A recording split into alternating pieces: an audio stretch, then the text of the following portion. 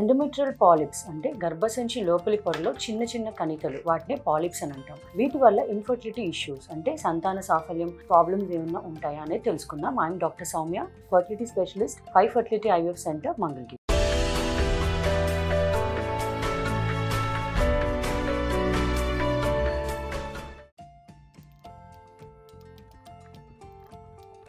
So endometrial polyps అంటే ఏంటి? గర్భసంచి లోపలి పొర ఎండోమెట్రియంలో వచ్చే చిన్న చిన్న కణికలు అంటే ఫ్లెషీ గ్రోత్స్ అన్నమాట. సో వీటిని ఎండోమెట్రియల్ పాలిప్స్ అని అంటాం.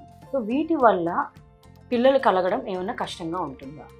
సో చాలా మందిలో కొన్ని స్టడీస్లో ఏమనిస్తారంటే, మోస్ట్ ఆఫ్ స్టడీస్లో చిన్న చిన్న పాలిప్స్ ఉన్నా కూడాను ప్రెగ్నెన్సీస్ యూజువల్గా న్యాచురల్గా వస్తాయి. కానీ ఆల్రెడీ పిల్లలు కలగడం కష్టంగా ఉన్న వాళ్ళల్లో కనుక ఈ పాలిప్ ఉంటే this could be one of the reasons for infertility. అంటే ఈ కణిత వల్ల ఆర్ పాలిప్ వల్ల ప్రెగ్నెన్సీ రావడం కూడా కష్టం అవ్వచ్చు. సో ఎందుకు ఎండోమెట్రియల్ పాలిప్ వల్ల ఇన్ఫర్టిలిటీ ఉంటుంది అని అంటే, ఫస్ట్ థింగ్ వచ్చేసి గర్భసంచి లోపలి పొరలోనే పిండం వచ్చి అతుక్కోవాలి. అంటే అది IVF అవనివ్వండి, IUI అవనివ్వండి, ఎంబ్రియో ఇంప్లాంట్ అయ్యేది గర్భసంచి లోపలి పొరలో.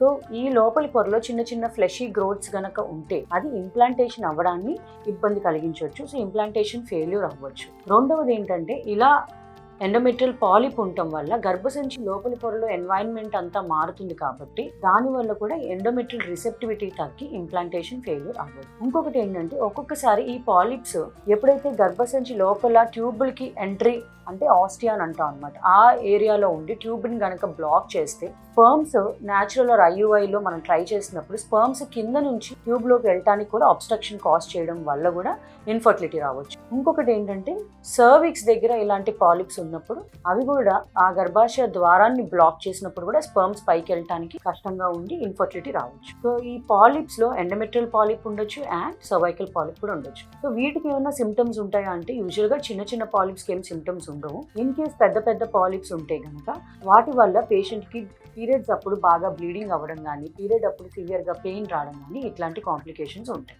సో పాలిప్ ఉన్న వాళ్ళ అందరికీ మనము పాలిపెక్టమీ చేయాలా అంటే, చిన్న చిన్న పాలిప్స్ ఇన్ కేసు మనం ప్రెగ్నెన్సీ కోసం ట్రై చేసి వాళ్ళకి కన్సీవ్ అయిపోతే అవసరం లేదు. ఇన్ కేస్ వాళ్ళకి ఇన్ఫర్టిలిటీ ఉండి మనం కనుక ప్రెగ్నెన్సీ కోసం ట్రై చేస్తున్నాము but they are not able to conceive అవ్వడం కష్టంగా ఉన్నప్పుడు పాలిప్ రిమూవ్ చేయాల్సి వస్తుంది. ఎందుకంటే that is one of the factor for implantation failure కాబట్టి రిమూవ్ చేయాల్సి వస్తుంది. సో యూజువల్గా పాలిప్స్ ఏంటంటే హిస్టోస్కోపీ అంటే గర్భసంచి ద్వారం నుంచి చిన్న కెమెరా ద్వారా వెళ్ళి హిస్టోస్కోపీ ద్వారా పాలిపెక్టమీ చేస్తాం అనమాట.